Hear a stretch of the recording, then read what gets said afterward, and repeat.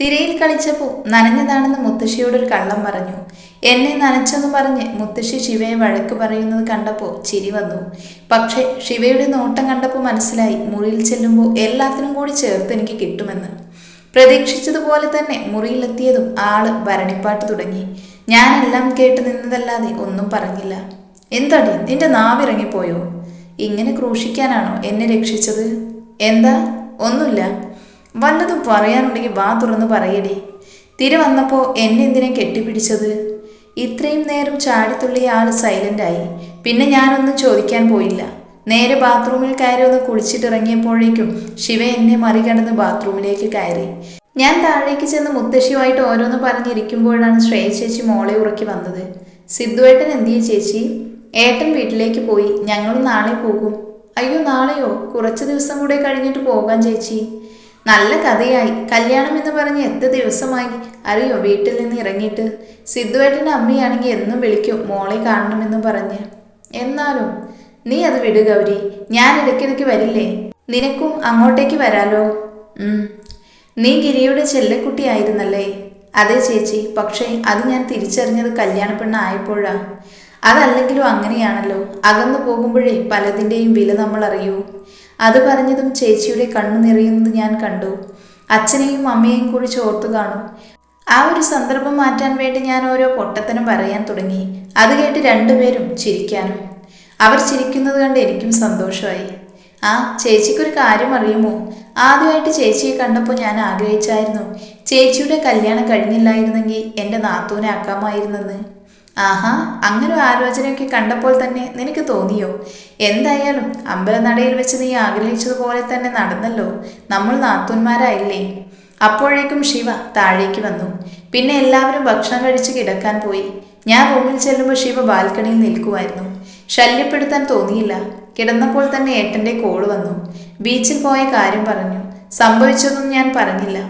ഏട്ടന് good night പറഞ്ഞ് phone വെച്ചിട്ട് വീണ്ടും കിടക്കാൻ ഒരുങ്ങുമ്പോഴാണ് ശിവ ബാൽക്കണിയിൽ തന്നെ നിൽക്കുന്നത് കണ്ടത്. ഹലോ, ഉറങ്ങണ്ടേ മാഷേ? ഞാൻ എനിക്ക് തോന്നുമ്പോൾ ഉറങ്ങും, നീ പോയി കിടക്കാൻ നോക്ക്. അതെ, ഒരു കാര്യം ചോദിച്ചോട്ടെ? എൻ്റെ ഏട്ടനോട് എന്തിനാ ദേഷ്യം കാണിക്കുന്നത്? ദേഷ്യമുള്ളത് കൊണ്ട്. അതെന്തിനാണെന്ന് ചോദിച്ചത്? നിന്നെ പോലെ ഒരുത്തിയെ കൊഞ്ചിച്ച് വഷളാക്കിയതിന്.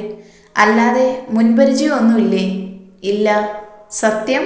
നിനക്കിപ്പോൾ എന്താ അറിയേണ്ടത്? ഇന്നെൻ്റെ ഏട്ടൻ്റെ പേര് പറഞ്ഞപ്പോൾ സച്ചേട്ടൻ ഞെട്ടിയത് എന്തിനാ? അത് അവനോട് ചോദിക്കണം, എനിക്കറിയില്ല.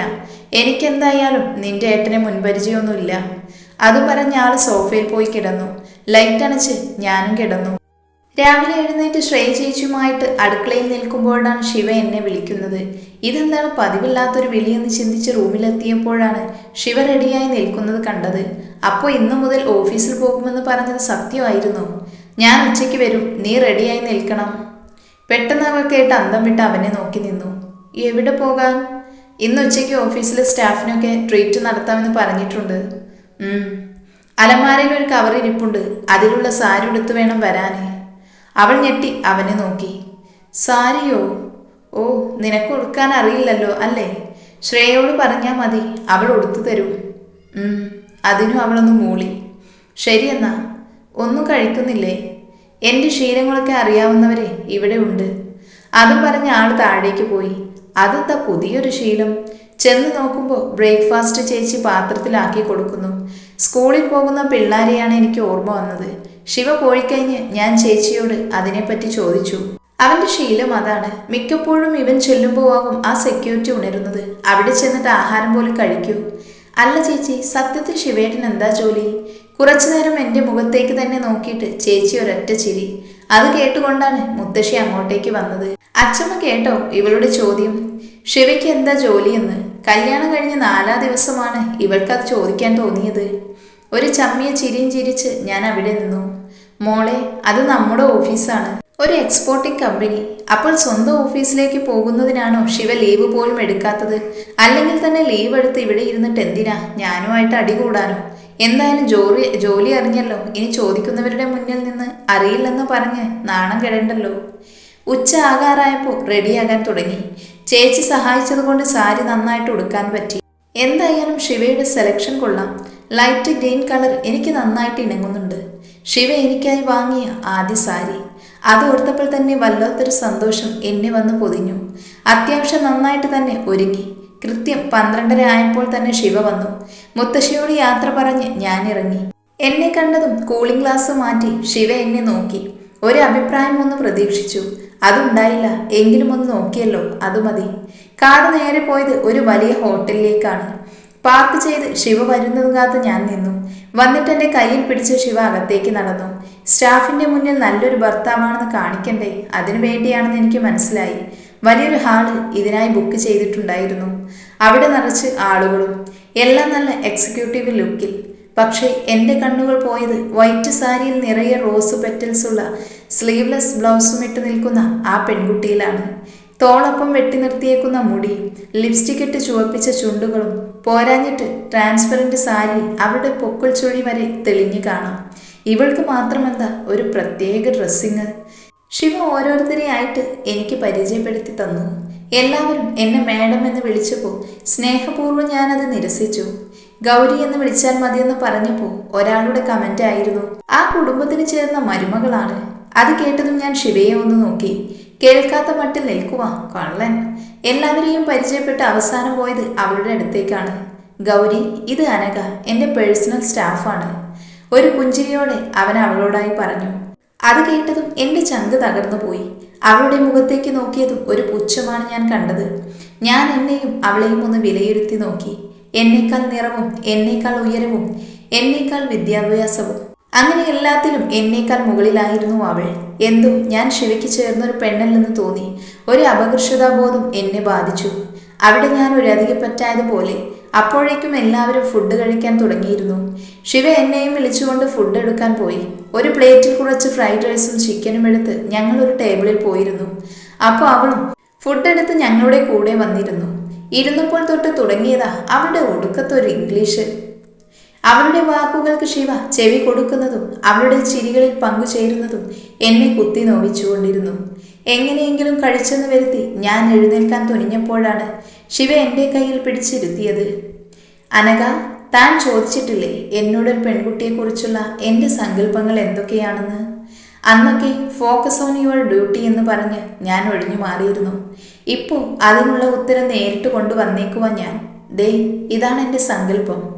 എന്നെ ചൂണ്ടി ശിവ അത് പറഞ്ഞപ്പോൾ കരയണോ ചിരിക്കണോ എന്നറിയാൻ വയ്യാത്ത അവസ്ഥയിലായിപ്പോയി ഞാൻ. എന്തായാലും കിട്ടേണ്ടത് കിട്ടിയെന്ന സംതൃപ്തിയിൽ അവൾ അവിടെ നിന്നും എഴുന്നേറ്റ് പോയിരുന്നു. അതെനിക്ക് വല്ലാത്ത സന്തോഷം തോന്നി. ശിവയും കൈ കഴുകാനായിട്ട് എഴുന്നേറ്റ്, പിറകെ ഞാനും. കൈ കഴുകി തിരിഞ്ഞപ്പോൾ ഒരു കൈ അകലത്തിൻ്റെ വ്യത്യാസം പോലും ഇല്ലാതെ എൻ്റെ തൊട്ടു മുൻപിൽ ശിവ ഉണ്ടായിരുന്നു. പലതിലും നിന്നേക്കാൾ മുകളിൽ തന്നെയാണവൾ. പക്ഷേ അവൾക്കില്ലാത്ത ഒന്ന് നിനക്കുണ്ട്. സംശയത്തോടെ ഞാൻ ശിവയെ തന്നെ ഉറ്റുനോക്കി. ഞാൻ കെട്ടിയ ഈ താലി. അധികാരത്തോടെയും അഭിമാനത്തോടെയും ശിവ അത് പറഞ്ഞപ്പോൾ എൻ്റെ കണ്ണ് നിറഞ്ഞു. ഒന്ന് കെട്ടിപ്പിടിക്കണമെന്ന് ഉണ്ടായിരുന്നു, പക്ഷേ വേണ്ട. അല്ല, ഞാൻ അങ്ങനെയൊക്കെ ചിന്തിച്ചെന്ന് എങ്ങനെ നിനക്ക് മനസ്സിലായി? അവളെ അടിമുടി നോക്കി മുഖം വീർപ്പിക്കുന്നത് കണ്ടപ്പോൾ എനിക്ക് മനസ്സിലായി. അത് പറഞ്ഞൊരു കള്ളച്ചിരി ചിരിച്ച് ശിവ പോയി. സ്വന്തം തലയിൽ ഒരു കിഴുക്കും കൊടുത്ത് എല്ലാവരോടും യാത്ര പറഞ്ഞ് ഞാനും ഇറങ്ങി. കാറിലിരിക്കുമ്പോഴും ശിവയുടെ ചുണ്ടിലൊരു പുഞ്ചിരി ഉണ്ടായിരുന്നു. അവളോട് പറഞ്ഞതൊക്കെ സത്യമാണോ? എന്ത്? ഞാൻ ആകാംക്ഷയോടെ അവൻ്റെ മുഖത്ത് നോക്കി. സങ്കല്പം കുറേയൊക്കെ. പിന്നെ അവൾക്ക് എന്നോടൊരു അട്രാക്ഷൻ ഉണ്ട്. അതൊന്ന് തീർക്കാനും വേണ്ടിയാണ് ഞാൻ പറഞ്ഞത്. അട്രാക്ഷൻ? പ്രേമമൊന്നുമല്ല. സിനിമയിലൊക്കെ കണ്ടിട്ടില്ലേ ബോസും പിയയും തമ്മിലുള്ള ചുറ്റിക്കളിയൊക്കെ? അതുപോലെ എന്നെ അതിനൊന്നും കിട്ടില്ലെന്ന് അറിയാവുന്നത് കൊണ്ട് അവൾ ഒരുപാട് മെനക്കെട്ടിട്ടില്ല. പിന്നെ ഡ്യൂട്ടി കാര്യങ്ങളിൽ അവൾ പെർഫെക്റ്റ് ആയതുകൊണ്ട് വേറെ കുഴപ്പമൊന്നുമില്ല. സിനിമയിൽ മാത്രമല്ല, ജീവിതത്തിലും ഇങ്ങനെ കുറേ എണ്ണം ഉണ്ട്. പറഞ്ഞു കഴിഞ്ഞാണ് ശിവയുടെ അച്ഛനും ബോസും തമ്മിലുണ്ടായിരുന്ന ബന്ധത്തെക്കുറിച്ച് എനിക്ക് ബോധം വന്നത്. അപ്പോഴേക്കും ശിവ സഡൻ ബ്രേക്ക് തിരിച്ചിരുന്നു. ആ മുഖത്തേക്ക് നോക്കാൻ എനിക്ക് വല്ലാത്ത പേടി തോന്നി. ധൈര്യം എനിക്കില്ലായിരുന്നു. നിന്നോടിത് ആരാ പറഞ്ഞത്? അത് ഞാൻ ഓർക്കാതെ. നിന്നോട് ആരാ പറഞ്ഞതെന്നാ ചോദിച്ചത്? അത് ചേച്ചി. കുറച്ചു നേരത്തേക്ക് മൗനമായിരുന്നു. കാർഡോറിൽ നിന്നും വെള്ളം എടുത്ത് കുടിച്ചുകൊണ്ട് ശിവ പറഞ്ഞു, എല്ലാം നീ അറിഞ്ഞത് നന്നായി. പക്ഷേ അതിൻ്റെ പേരിൽ എന്നോട് സഹതാപം കാണിക്കരുത്. അയാളെക്കുറിച്ച് ഒരു വാക്കുപോലും എന്നോട് പറയരുത്. ഇല്ല. പിന്നെ ഒന്നും പറയാതെ ശിവ വണ്ടിയെടുത്തു. എന്നെ വീട്ടിലിറക്കിയിട്ട് ഒന്നും പറയാതെ ശിവ പോയി. എത്രയൊക്കെ ആയാലും ആ മനസ്സ് വേദനിച്ചിട്ടുണ്ട്. കുറച്ച് നിമിഷത്തെ സന്തോഷം ഞാനായിട്ട് ഇല്ലാതാക്കിയല്ലോ. മുത്തശ്ശിയോട് എല്ലാം പറഞ്ഞപ്പോൾ സാരമില്ലെന്ന് പറഞ്ഞ് ആശ്വസിപ്പിച്ചു. കുറച്ചു നേരം മുത്തശ്ശിയെയും കെട്ടിപ്പിടിച്ച് കിടന്നുറങ്ങി. വൈകുന്നേരമായി എഴുന്നേറ്റപ്പോൾ സിദ്ധുവേട്ടൻ രാത്രി വരുന്നത് കൊണ്ട് പോകാനുള്ളതെല്ലാം പാക്ക് ചെയ്യുകയായിരുന്നു ശ്രേയ ചേച്ചി. അമ്പൂട്ടി എൻ്റെ മടിയിലിരുന്ന് ഉറങ്ങി. അവളെ കൊണ്ട് കിടത്തിയിട്ട് ഞാൻ മുറിയിലേക്ക് വന്നു. സത്യം പറഞ്ഞ ഇതുവരെ ഈ വീട് മുഴുവനായിട്ട് ഞാൻ കണ്ടിട്ടില്ല. അതുകൊണ്ട് വിശദമായി ഓരോ മുറിയിലും കയറി നോക്കി. അങ്ങനെ നോക്കി വരുമ്പോഴാണ് ഞങ്ങളുടെ റൂമിൻ്റെ അപ്പുറത്തായിട്ട് ഒരു ഇടനാഴി പോലെ കാണുന്നത്. അത് അവസാനിക്കുന്നിടത്തേക്ക് ഒരു മുറിയാണ്. ഇങ്ങനെ ഒരു മുറി ഉള്ളതായിട്ട് തോന്നത്തേയില്ല. ഇത് തുറക്കാൻ നോക്കിയപ്പോൾ ലോക്കാണ്. ആ മുറിയെക്കുറിച്ച് മുത്തശ്ശിയോട് ചോദിച്ചപ്പോഴാണ് ഞാൻ അറിയാൻ കഴിഞ്ഞത് അത് ശിവയുടെ പഴയ മുറിയാണ് എന്ന്. കുറച്ചു വർഷമായിട്ട് ആ മുറി ഉപയോഗിക്കാറില്ലത്രേ.